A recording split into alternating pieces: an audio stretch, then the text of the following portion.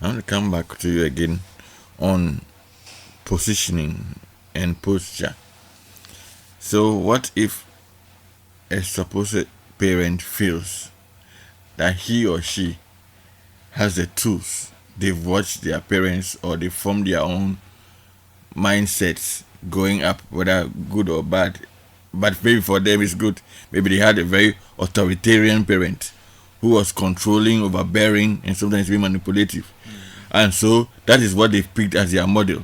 So for them, I'm fit to be a dad or fit to be a mom. How do you tell somebody like that review? Because as far as he or she is concerned, It's so not my the perfect plan. exactly of how to be a parent. So my question again, you've spoken and given us good stuff, but I want you to drill down again. How would you know whether what you know is good enough? That's what I'm asking. I really Yeah. like this question Yes. because we face it a lot, Yeah. especially when we're addressing parents. Okay. Yeah. We face it a lot. It comes especially when you're talking about discipline versus punishment. Yes. And then you hear a lot of parents say things like, "But this is what my This mother is- did, this is and how this we is were what my brought father did." And then the good old days. You can't change. You can't change the narrative. So you hear all these things, and the good old days when you ube bono kakrana, you know, the world is changing. We're evolving. Yeah. We're evolving. We all grew up in different eras, so you can learn also about whether you're a millennial, whether you are a Gen Z, whether your children are. You need to begin to learn about all these personalities because once upon a time we didn't know. Yes. So in fact, we're all traumatized by the way we have been raised. Okay. But I'm not throwing the words are being thrown away, Keke, and I don't like it. But we've all gone through something Okay. that we are still trying to fix. Okay. Some have figured it out and are in awareness of the fact that this situation happened to me when I was a baby or when I was about 8 years old or 10 years old, and I told myself that I would never ever. Yeah. And that self oath is shaping and The rest forming of- all the decisions that you're taking, whether it is good or bad. But you told yourself, you affirmed it, you promised yourself never ever, and it's stuck. You're not reviewing that process.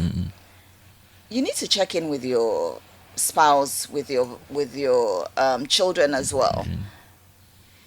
How are you feeling? What do you understand by this? Ask them questions to help you realize whether it is that you are being the best of parents. What do they need from you? And sometimes you need to ask your child, what do you need from me right now to excel? What do you need from me right now to do well in this space? And it's important that we ask these questions because they are living in a different era. They're not living in the era where we did. They're more exposed than we are. In fact, they know more than we do. Yeah. So if you're a parent and you're stuck in that mold of children must be seen and not heard, I'm sorry, but they are being heard somewhere. Yeah. Maybe just not in your Somebody presence. else, somebody else is creating the environment for them For to them be heard. too, exactly. So whatever they need from you that you're not giving will be fulfilled elsewhere, especially in today's day and age. And they can just be in their bedroom. They won't go anywhere. But they're interacting seriously. Yeah. Once upon a time, so somebody would say, once upon a time, we'll steal our dad's car, we'll put it on in free, and then just push it out and push it right back in. That one I remember, no, me, I didn't do that. My dad, somehow none of us. So I think the training matters. Eh? It matters. We're three brothers plus my cousin, male cousin, so we're four. Right. But none of us ever pushed our dad's car. Or did go anything. out. But I know a cousin who did. And there's some who did it consistently. And I helped him do it. Oh, you helped him do it. At that time, they You're an accomplice. No, his parents are traveled. You've done some more. Yes, his parents had traveled, and so our grandma had come to their place to be in charge, and then he wanted to go out. Okay. So he said, Charlie, can you help me? Needs a small car. So we pushed it out. Then he said, I didn't go with him. Then he started sparking it. And he descended and he was off. And then he made sure he came late when grandma was asleep. Before he returned. Like, anyway, sorry. Please carry on. No, it's good. It's a good story. So we talk about these things, but we don't have them physically happening now, right? So now it's sneaking things into the house and it's having virtual conversations and virtual everything from the comfort of your room, and sometimes you're sitting right there. And you don't know what's happening. Yeah, in and you don't know lives. what's happening. Yeah. Right?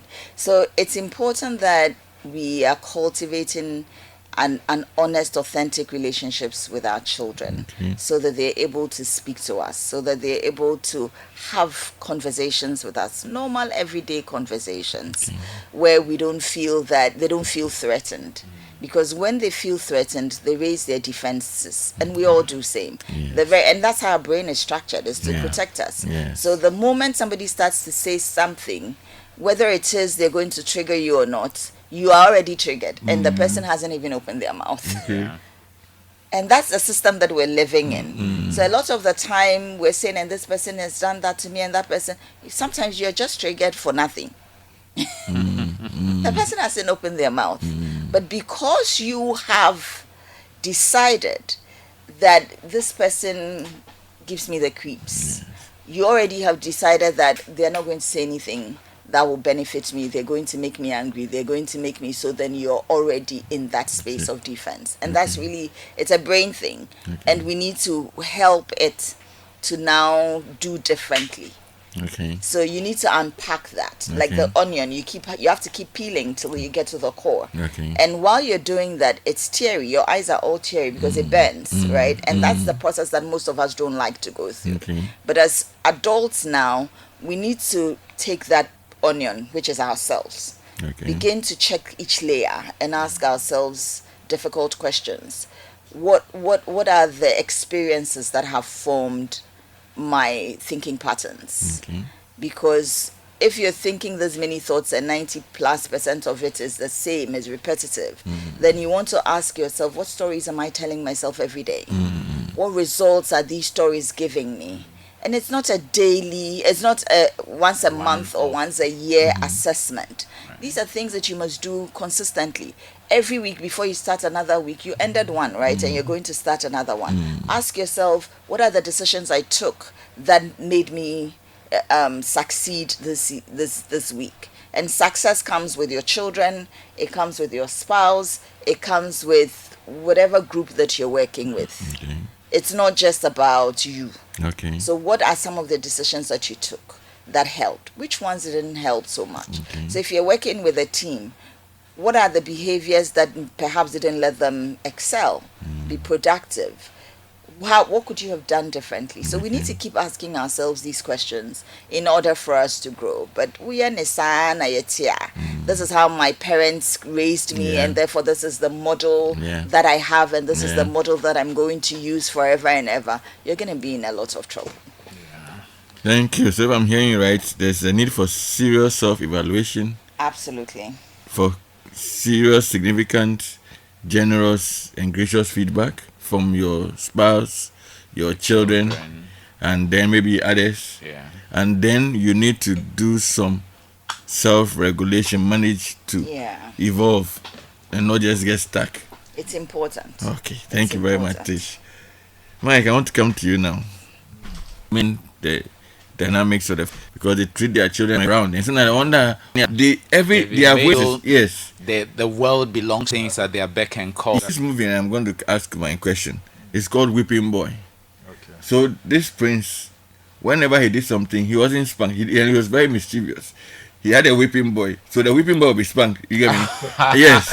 And then there was once something happened. I've forgotten. It's a long time. When you say whipping boy, what do you mean? Was it like a doll or a human being that was punished on his behalf? His age, yes, who was punished. So if he did something against his dad, or his dad was angry, the king won't spank himself. He will ask an attendant, and then the attendant will spank the whipping boy. If 10 lashes of, and then something happened and they got lost somewhere, and then by the time they got back, he had shown him life. And the daddy said, and the king said, "You took my son away, but you bought him a change boy." Right. I mean, that's the end. It's a long time I watched it, but I think you should look for it. It's an interesting movie, Whipping Boy. So yes, I want to come to my substantive question. Are parents giving? How should parents manage? I want to start from the permissive, then you do down.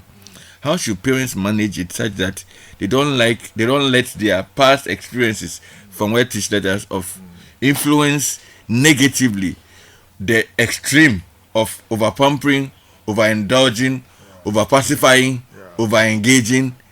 How can we do that? Then you start from permissive and you and then you scroll down. Yes. I'll answer this, but I want to go back. Okay. Okay. You know, we are trainers. Yes. We build capacity. Okay. And by God's grace, we also get to coach people. Okay.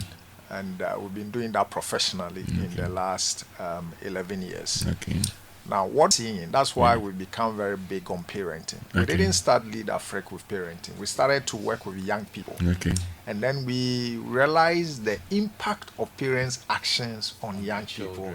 Okay. And saw that if we don't work on parenting, the work that we are doing with children will come to naught. Okay. Now, the way I see it, parenting is a manufacturing process. Okay. Every day, whatever you are doing, you are manufacturing. You are adding a piece to something. And what comes out of the manufacturing process, the end product, is a human being who is either a husband, a wife, a professional, an entrepreneur, a corporate professional. Now, if parents knew what is going to come out of the manufacturing process, all of us will change. Earlier on, you asked Tish a question about how mindsets are formed. Yes. Now, if you permit me, I want to go Please a bit deeper there because it's very, very important to our parenting. Please do. So you see, every child recognizes and responds to emotions at 3 months. Before then, they are just tabula rasa. But at 3 months, every child can respond to emotion. Now, please break down tabula rasa. Blank slate. Yes. Okay, yes, thank you. Nowadays, we don't have slate. But on this whiteboard, yes. Every you see how it's changed? Yes. Some people don't even know what a slate looks like. And chalk. If you some mention seen chalk before. Yeah. It's become. It now belongs to the National Museum. Yes. Please carry on. In fact, we need a place to be able to have things. samples of all of these because things. there'll be a generation that will know them at all. Yeah. There's this guy called Ibrahim Mahama in Tamale who is doing that. Yeah, so he's just curating some of these things that we used to, 90s, 80s, so that we don't lose them. The slide rule. Yeah. Slide All you those kinds of things. Let's not describe Yes, So let's not describe at you. 3 months, a child can now respond to emotion. At 3 months. Right. And so whatever prevailing atmosphere or emotion at home, the child will pick it up. Right. Whether parents are fighting, whether you are insulting, shouting, whatever it is that you are doing at home, your child will absorb it at 3 months. Now, every child will form a secure attachment to the significant adult in their life at 15 months. Okay. Because that is when the brain begins to grow and absorb things. Now, every child will identify happiness and sadness at 2 years. So, up until that time, they don't know the concept of happiness or sadness. And then the infant brain is at its lowest brain wave when they are infant, which means that they are so peaceful, they are so calm that everything works. Now, the music that you are playing at home, they will absorb the words, even though you think that you are doing like this, you are doing baby talking. No, the language that is spoken at home, they will absorb it because the brain is at its lowest cycle. Okay. Now, an adult only gets to that kind of cycle when we are asleep. Okay. But for the infant, that's their state. That's okay. So when you want to form mindset, whatever it is that you want to do with a child, that is your period. Okay. When you are praying, they will absorb it. Okay. Right. Because that is the prevailing atmosphere at home. Now, every child, before to begin to learn language, movement, social interaction, cause and effect. Okay. So when they cry for something and you pacify them in a certain way, that's what you are teaching them inadvertently. Okay. That When cry you and be- get it. Exactly. So if you are looking at mindset formation, Yes. it starts before 2 years. Okay. Now, when, for instance, they poo-poo on themselves and you come in and you are shouting at them, and some parents even will smack even an infant because that is what they do. They will pick all of these things. They are angry. Exactly. They will pick all of these things. Now, the brain, at under 2, the child has no capacity for critical thinking. Okay. So they can't think. they just act out whatever it is because the brain hasn't developed enough for him to be able to say, this is what I'm doing, that's what I'm doing. That is how come a lot of people say that whatever I want to do with any child, you must do it before age 7 because you can shape their entire life by teaching them cause and effect, impact of actions, critical thinking, before they are 7 years. Now, the brain develops further from 2 to 4. So then they begin to grow, and this is when you can begin to teach them in. That's how come I think that preschool should be used to teach values and morals and not 1+1. Exactly. Or we are hurting the children. Exactly. Whatever we want a Ghanaian value to be transmitted or assimilated before age 7 is our time to do it. But now we have introduced the Montessoris and the days, and we are forcing to teach children academic stuff in Montessori preschool is wrong. That is our opportunity to teach them what is right, what is wrong, what are values, what is acceptable conduct, how do you do this, how do you do that. And in the schools that are getting, in the countries that are getting it, they don't do academics before age 7.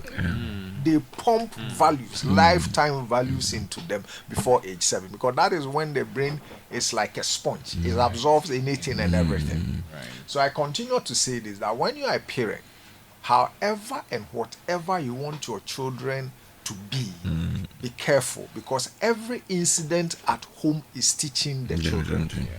The TV you are watching, the music you are playing, the energy at home, the atmosphere, how you and your spouse behave, the children will absorb. They will pick it up. You don't have to say anything. You don't have to say do this or they will just pick it up. And so if you want to train up a child, actions, inactions, acts of commission, acts of omission, before age 7 is your time to do that. Now, because between 2 and 4, the child has no capacity for critical thinking.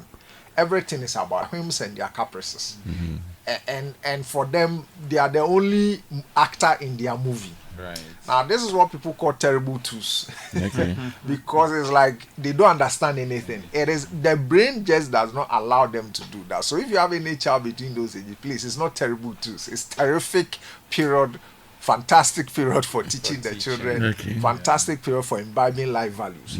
Now, if you don't do that, so for instance, let's assume that you want the child to eat a certain food, and they say they don't want, you put in front of them, and then they just push it. Now, when you don't take it as a curriculum to teach the child that there's cause and effect, and just allow and say, oh, you are going to grow up knowing that when I don't like anything, I can violently just push it away and I'll get married because mommy rewarded it, daddy rewarded it.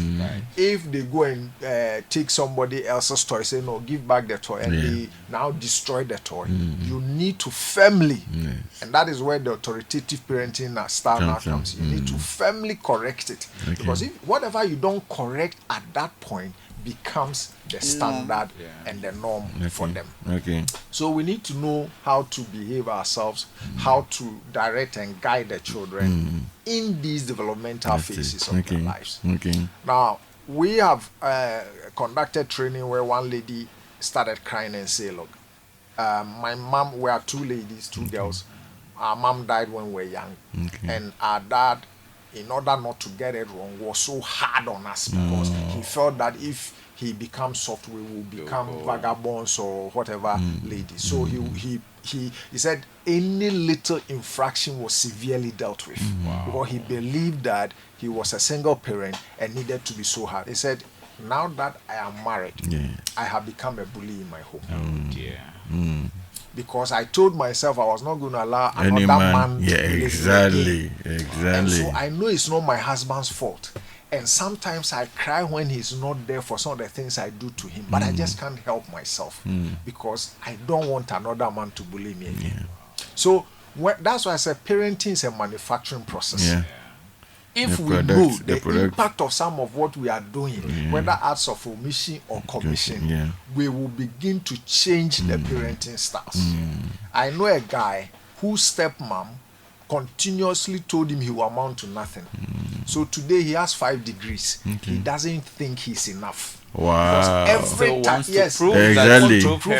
Because so it's currently unconscious. Good. It's sunk The in. subconscious has absorbed that statement, yes. so he doesn't feel worthy. Yes. He doesn't feel Yes. enough. Every time he hears the stepmother's child, that you won't amount to anything. You the way you are, you.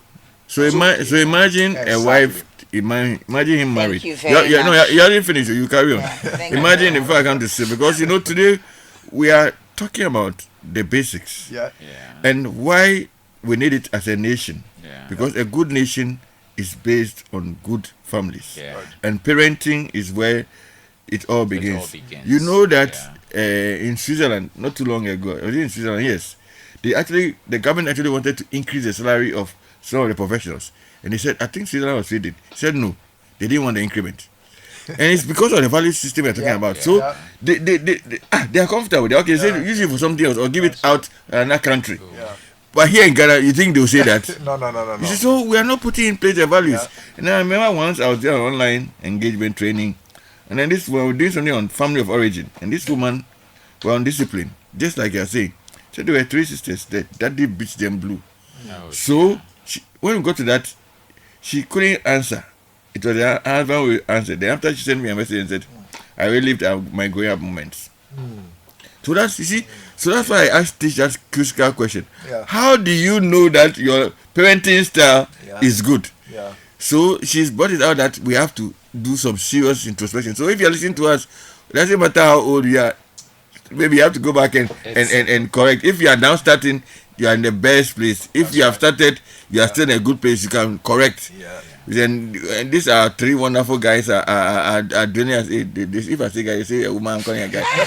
So these are 3 wonderful folks are getting us deep. So please take note.